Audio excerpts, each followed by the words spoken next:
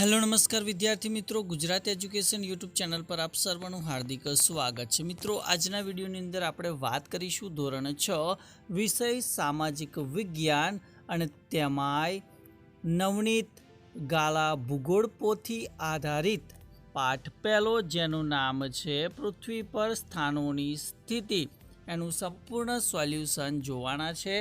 તો આ વિડીયોને અંત સુધી જોવાનું ભૂલતા નહીં। ચેનલ ઉપર જો પ્રથમ વખત આવેલા હો તો ચેનલને જરૂરથી સબસ્ક્રાઈબ કરી દેજો। તો પ્રશ્ન 1 કે નીચે એક નાના શહેરનો કાલ્પનિક નકશો આપ્યો છે અને દર્શાવે છે કે કયું સ્થળ ક્યાં આવેલું છે અને ત્યાં કેવી રીતે પહોંચી શકાય। તો નકશાના ઉપરના જમણે ખૂણે 4 તીર આપ્યા છે, તે 4 દિશાઓનો નિર્દેશ કરે છે।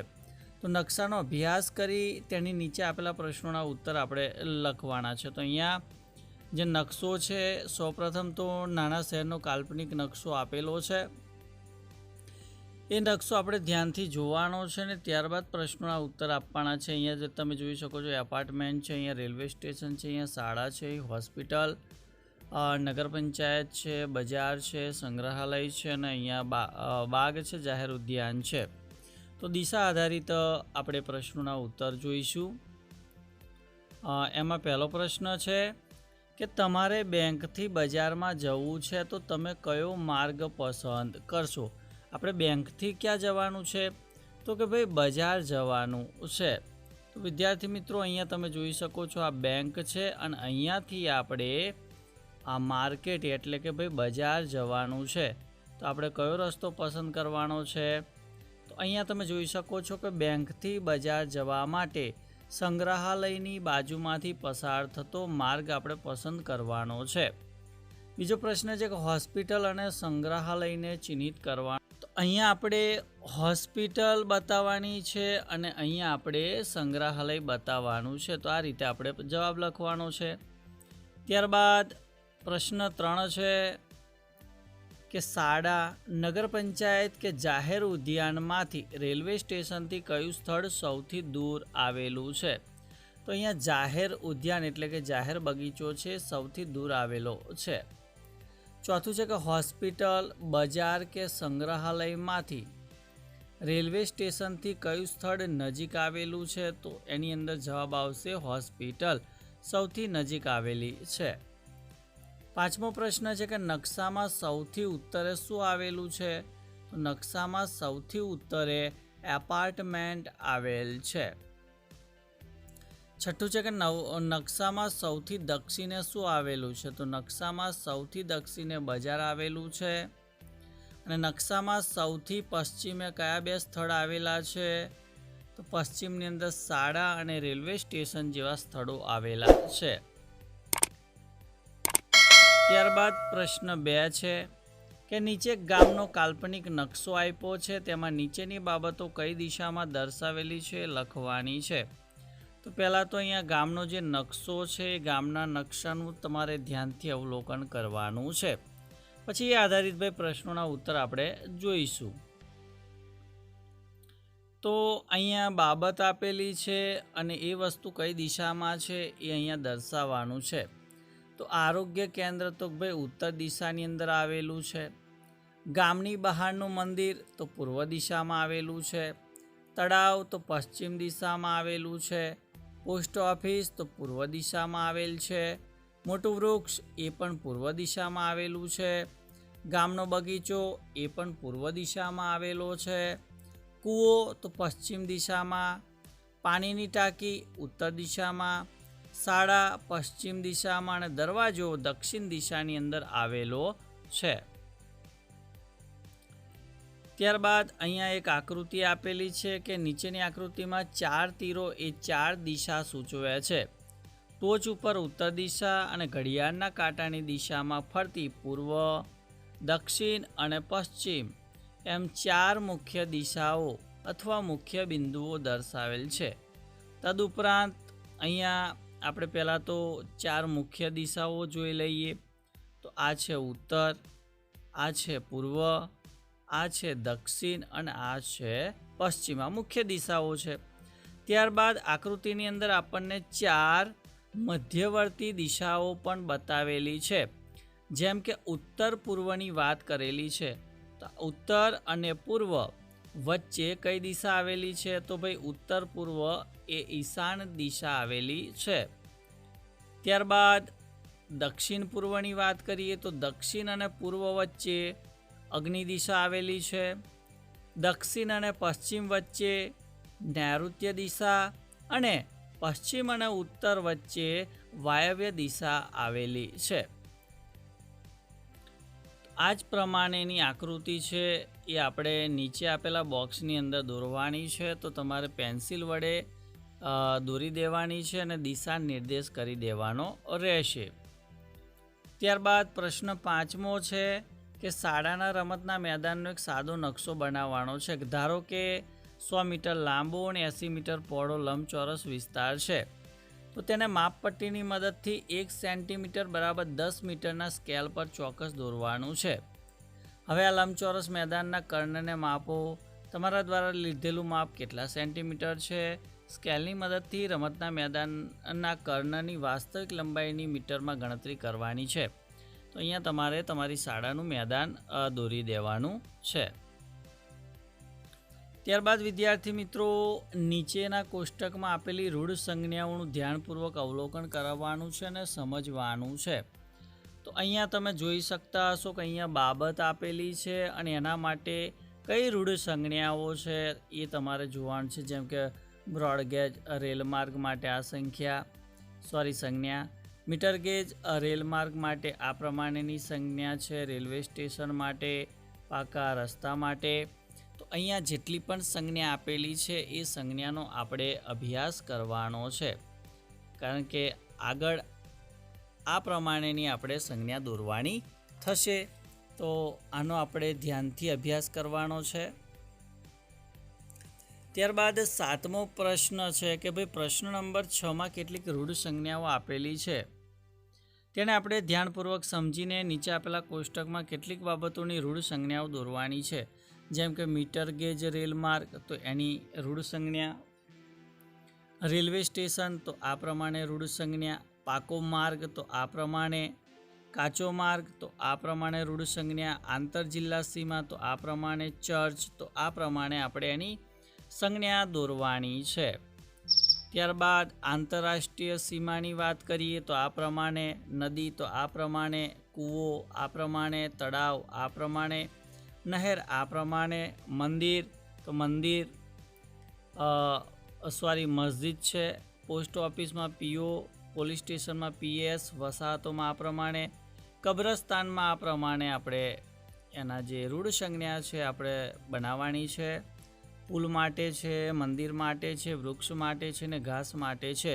તો આ પ્રમાણે આપણે રૂઢ સંજ્ઞાઓ બતાવવાની રહેશે.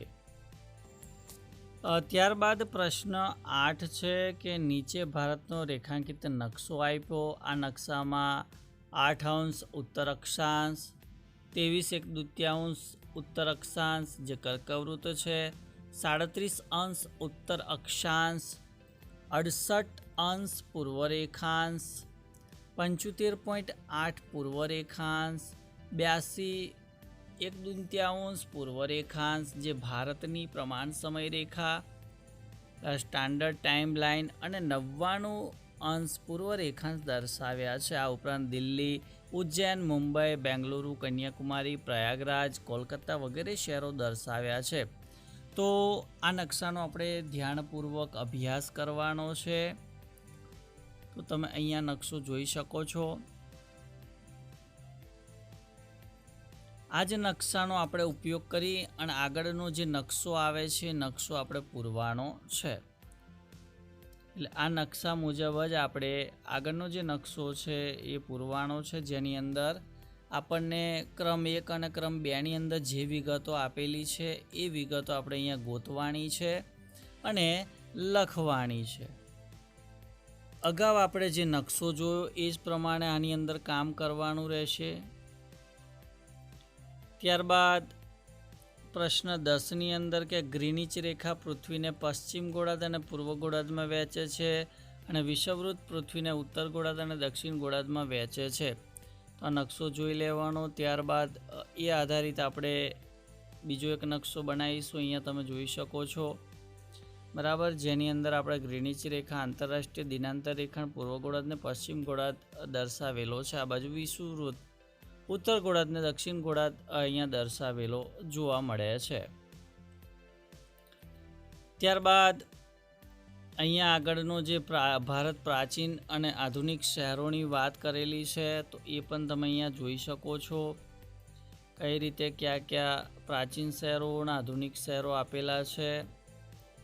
હવે એ નકશા આધારિત નકશો છે કે પ્રશ્ન નંબર 11માં આપેલા ભારતના રેખાંકિત નકશામાં ઉજ્જૈનની રેખાની નજીક, તો આ ઉજ્જૈનની રેખા છે 75.8 પૂર્વ રેખાંશ, અને દૂર આવેલા શહેરોને નીચેના ભારતના નકશામાં આપણે દર્શાવવાના છે.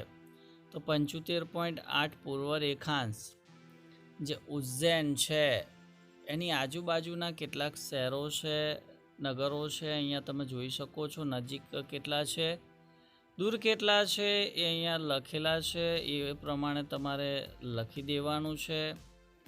ત્યારબાદ અહીંયા જે વિશ્વનો નકશો આપેલો છે એ જ પ્રમાણે આગળનો આપણે નકશો છે પૂરવાનો છે, એ તમે અહીંયા જોઈ શકો પણ છો. બરાબર, જે પ્રમાણે આગળ હતો એ જ પ્રમાણે આપણે લખવાનો છે. હવે વાત કરીશું પ્રશ્ન નંબર 15 કે દરેક પ્રશ્નોના ઉત્તર આપણે સાચા શોધીને લખવાના છે. પહેલો પ્રશ્ન છે કે નકશો કોને શોધવા માટે ખજાનાની માર્ગદર્શિકા જેવો છે, તો જવાબ આવશે વિવિધ સ્થળોને. બીજું છે કે એટલાસ શાનું પુસ્તક કે સંગ્રહ છે, તો જવાબ આવશે નકશાઓનું.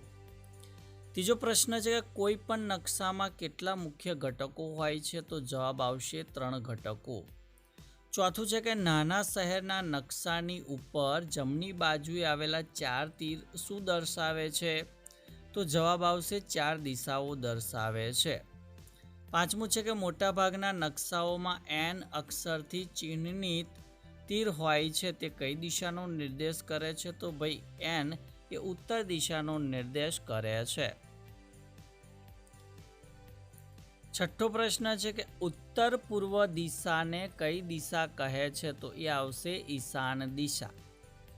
બીજું છે કે દક્ષિણ પૂર્વ દિશાને કઈ દિશા કહે છે, તો એ આવશે અગ્નિ દિશા. દક્ષિણ પશ્ચિમ દિશાને કઈ દિશા કહે છે, તો એ આવશે નૈઋત્ય. ઉત્તર અને પશ્ચિમ દિશાને કઈ દિશા કહે છે, તો એ આવશે જવાબ વાયવ્ય. 10મો પ્રશ્ન કે રૂઢ સંજ્ઞાઓ નકશાનું કેટલામું મહત્વનું ઘટક છે, તો જવાબ આવશે 3જા નંબરનું. ત્યારબાદ પ્રશ્ન નંબર 11 કે ભારત અથવા ભારતના ભાગોના નકશા માટે પ્રતીકોનો સંગ્રહ કોને નક્કી કરેલો છે, તો એ આવશે ભારતના સર્વેક્ષણ વિભાગ, એટલે કે ઓપ્શન ડી આપણો સાચો ઉત્તર બને છે. અહીંયા જે સંજ્ઞા આપેલી છે એ રૂઢ સંજ્ઞા સાણી છે, તો એ આવશે નદીની. અહીંયા રૂઢ સંજ્ઞા આપેલી છે, રૂઢ સંજ્ઞા કોણી છે, તો એ આવશે કૂવાની. અહીંયા જે રૂઢ સંજ્ઞા છે સાણી છે, તો એ આવશે નહેરની. આ સાની રૂઢ સંજ્ઞા બતાવેલી છે, તો ભાઈ એ મંદિર છે, તો મંદિરની રૂઢ સંજ્ઞા આવશે. ત્યારબાદ પીટીઓ, આ સાની રૂઢ સંજ્ઞા છે, તો પીટીઓ એટલે કે ભાઈ પોસ્ટ ઓફિસની બરાબર છે સંજ્ઞા છે. પોસ્ટ અને તાર ઓફિસ પીટીઓ, બરાબર. પીઓ હોય તો પોસ્ટ ઓફિસ અને પીટીઓ પોસ્ટ અને તાર ઓફિસની. મુખ્ય રેખાંશને કઈ રેખા પણ કહેવામાં આવે છે, તો ભાઈ મુખ્ય રેખાંશને ગ્રીનિચ રેખા પણ કહેવામાં આવે છે. 18મો પ્રશ્ન છે કે લગભગ 1500 વર્ષ પહેલાં કયા પ્રખ્યાત ખગોળશાસ્ત્રી ઉજ્જૈનમાં રહેતા હતા, તો એમનું નામ આવશે વરાહમિહિર. 19મો પ્રશ્ન કે કોની રેખા તમામ ભારતીય ખગોળશાસ્ત્રીય ગ્રંથોમાં ગણતરી માટે એક મુખ્ય સંદર્ભ હતો, તો એ આવશે ઉજ્જૈનની રેખા. 20મો પ્રશ્ન કે આપણી પૃથ્વી પોતાની ધરી પર કેટલા કલાકમાં એક ચક્કર પૂરું કરે છે, તો જવાબ આવશે 24 કલાકમાં. 21મો પ્રશ્ન છે કે ભાઈ આંતરરાષ્ટ્રીય દિનાંતર રેખા કેટલા રેખાંશ પર છે, તો જવાબ આવશે 180° રેખાંશ પર આવેલ છે. ત્યારબાદ પ્રશ્ન 16 છે કે યોગ્ય શબ્દો કે અંકો વડે વિધાનોની ખાલી જગ્યા પૂરવાની છે. પહેલું વિધાન છે કે વિષય આધારિત નકશા ચોક્કસ પ્રકારની ખાલી જગ્યા પ્રદાન કરે છે, તો એની અંદર જવાબ આવશે માહિતી. બીજું વિધાન છે કે એક વિશાળ વિસ્તારને કાગળના નાના ટુકડા પર નકશાના ખાલી જગ્યાની મદદથી રજૂ કરી શકાય છે, તો જવાબ આવશે પ્રમાણમાપ. ત્રીજું વિધાન છે કે મોટાભાગના નકશાઓમાં એન અક્ષરથી ચિહ્નિત તીર હોય જે ખાલી જગ્યા દિશાનો નિર્દેશ કરે છે, તો એ આવશે ઉત્તર દિશા. ચોથું વિધાન છે કે ખાલી જગ્યા દ્વારા નકશા પર ઉપલબ્ધ મર્યાદિત જગ્યામાં ઘણી વિગતો દર્શાવી શકાય છે, તો જવાબ આવશે રૂઢ સંજ્ઞા. પાંચમું છે કે પૃથ્વી પરનું સૌથી મોટું વર્તુળ ખાલી જગ્યા છે, તો એ આવશે વિષુવવૃત્ત. ખાલી જગ્યાની આસપાસની આબોહવા સામાન્ય રીતે ગરમ હોય છે, તો એ આવશે વિષુવવૃત્ત. સાતમું છે કે રેખાંશની મધ્યવર્તી રેખાઓ ખાલી જગ્યા હોય જે એક ધ્રુવથી બીજા ધ્રુવ સુધી જાય છે, તો એ આવશે અર્ધવર્તુળો. આઠમું છે કે વિષુવવૃત્તથી ધ્રુવો તરફ જતા ખાલી જગ્યા એ અંતરનું એક માપ છે, તો એ આવશે અક્ષાંશ. ખાલી જગ્યા રેખા પૃથ્વીને પશ્ચિમ અને પૂર્વ ગોળાર્ધમાં વહેંચે છે, તો એ આવશે ગ્રીનિચ રેખા. ખાલી જગ્યા પૃથ્વીને ઉત્તર અને દક્ષિણ ગોળાર્ધમાં વિભાજિત કરે છે, તો એ આવશે વિષુવવૃત્ત. 11મા નંબરનું વિધાન કે ઉજ્જૈન સદીઓથી ખાલી જગ્યાનું પ્રતિષ્ઠિત કેન્દ્ર રહ્યું છે, તો આવશે ખગોળ વિદ્યાનું. ભારત ખાલી જગ્યા ઉત્તર અક્ષાંશથી ખાલી જગ્યા ઉત્તર અક્ષાંશ સુધી વિસ્તરેલું છે, તો 8° થી 37° આવશે. ભારત ખાલી જગ્યા પૂર્વ રેખાંશથી ખાલી જગ્યા પૂર્વ રેખાંશ સુધી વિસ્તરેલો છે, તો 68° થી 97° પૂર્વ રેખાંશ આવશે. 14મું વિધાન છે કે મોટાભાગના દેશો તેમના મધ્યમાંથી પસાર થતી મધ્ય રેખા પર આધારિત એક ખાલી જગ્યા અપનાવે છે, તો જવાબ આવશે રેખાંશ વૃત્ત. 15મું છે કે ગ્રીનિચ પર આવેલ સમય રેખાની બરાબર પાછળની રેખાને ખાલી જગ્યા રેખા કહેવામાં આવે છે, તો એ આવશે આંતરરાષ્ટ્રીય રેખા. 16મું છે કે નકશાના મુખ્ય ઘટકો અંતર, દિશા અને ખાલી જગ્યા છે, તો અહીંયા આવશે રૂઢ સંજ્ઞા આવશે. 17મો પ્રશ્ન છે કે ભાઈ વિધાન સાચા છે કે ખોટા એ આપણે જણાવવાના છે. તો પહેલું વિધાન કે નકશો એ કોઈ પણ વિસ્તારનું પ્રતિકાત્મક નિરૂપણ અથવા ચિત્ર છે, તો વિધાન સાચું છે. બીજું વિધાન કે રાજકીય નકશા પર્વતો, મહાસાગર અને નદીઓ જેવી કુદરતી બાબતો દર્શાવે છે, તો વિધાન સાચું છે. ત્રીજું છે કે ભૌતિક નકશા દેશો અથવા રાજ્યો, સરહદો, શહેરો જેવી બાબત દર્શાવે છે, તો આ વિધાન ખોટું છે. વિદ્યાર્થી મિત્રો, આ જે રાજકીય નકશો છે એની અંદર વિવિધ રાજ્યો છે, નગરો છે, એનો ઉલ્લેખ આવશે, એટલે આ પણ વિધાન ખોટું આવશે. ચોથું વિધાન છે કે પૃથ્વીની સપાટી સંપૂર્ણ ગોળાકાર છે, તો આ વિધાન પણ ખોટું છે. 0 રેખાંશ સ્થાનિક સમય તરીકે ચિહ્નિત કરાયેલ છે, તો આ વિધાન પણ ખોટું છે. છઠ્ઠું કે અક્ષાંશ અને અંતર એ બે નિર્દેશકો મળીને પૃથ્વી પરના કોઈ ચોક્કસ સ્થળને દર્શાવે છે, તો વિધાન ખોટું છે. 7મું વિધાન કે ભારતીય ખગોળશાસ્ત્રીઓ શૂન્ય અને ગ્રીનિચ રેખા સહિત અક્ષાંશ અને રેખાંશથી પરિચિત હતા, તો વિધાન ખોટું છે. ઉજ્જૈનની મુખ્ય રેખાનો પ્રાચીન ખગોળશાસ્ત્રમાં ઉપયોગ થતો હતો, તો એ વિધાન સાચું છે. 9મું વિધાન જોઈએ કે ભારતીય પ્રમાણ સમય ગ્રીનિચ મીન ટાઈમના સ્થાનિક સમય કરતાં 5 કલાક 30 મિનિટ આગળ છે, વિધાન સાચું છે. દરેક દેશને પોતાના 2 પ્રમાણ સમય હોય, આ વિધાન ખોટું છે. યુએસએમાં 6 ટાઈમ ઝોન છે અને રશિયામાં 10 ટાઈમ ઝોન છે. ત્યારબાદ આંતરરાષ્ટ્રીય દિનાંતર રેખા એ ગ્રીનિચ રેખાની પાછળ લગભગ 180° રેખાંશ પર આવેલ છે. ભાઈ વિધાન જે છે એ સાચું છે. ત્યારબાદ જોડકાની વાત કરી લઈએ. તો પહેલું છે કે સ્થળોના ખજાનાની માર્ગદર્શિકા, તો એને કહેવાય નકશો. નકશાના મુખ્ય ઘટકો કેટલા, તો ભાઈ 3 છે. પૃથ્વી પર સૌથી મોટું વર્તુળ, તો એ આવશે વિષુવવૃત્ત. મુખ્ય રેખાંશ, તો એ આવશે ગ્રીનિચ રેખા. અને પ્રખ્યાત ખગોળશાસ્ત્રી તો એ આવશે વરાહમિહિર. ત્યારબાદ પ્રશ્ન 19 છે. નીચેના પ્રશ્નોના ઉત્તર 1-2 વાક્યમાં લખવાના છે કે પૃથ્વી કયા કયા જીવોથી ઘેરાયેલી છે? તો પૃથ્વી ભૂચર, જળચર અને ખેચર જીવોથી ઘેરાયેલી છે. બીજો પ્રશ્ન કે કયા નકશા મુખ્યત્વે પર્વતો, મહાસાગર અને નદીઓ દર્શાવે છે? તો એ આવશે ભૌતિક નકશા. ત્રીજો પ્રશ્ન છે કે ભાઈ કયા નકશા ચોક્કસ પ્રકારની માહિતી પ્રદાન કરે છે? તો એ આવશે વિષય આધારિત નકશા. ચોથું છે કે નાના નકશાની ઉપર જમણી બાજુએ આવેલા 4 તીરો શું દર્શાવે છે? તો ભાઈ દિશાઓ દર્શાવે છે. પાંચમો પ્રશ્ન કે શાના દ્વારા નકશા પર ઉપલબ્ધ મર્યાદિત જગ્યામાં ઘણી વિગતો દર્શાવી શકાય? તો એ આવશે રૂઢ સંજ્ઞાઓ દ્વારા. છઠ્ઠો પ્રશ્ન છે કે ભારતના નકશા માટે પ્રતીકોનો સંગ્રહ કોણે નક્કી કરેલો છે? તો એ આવશે ભારતીય સર્વેક્ષણ વિભાગ. સાતમો પ્રશ્ન કે પૃથ્વીની સપાટી ધ્રુવ પર કેવી હોય? તો ભાઈ ચપટી હોય છે.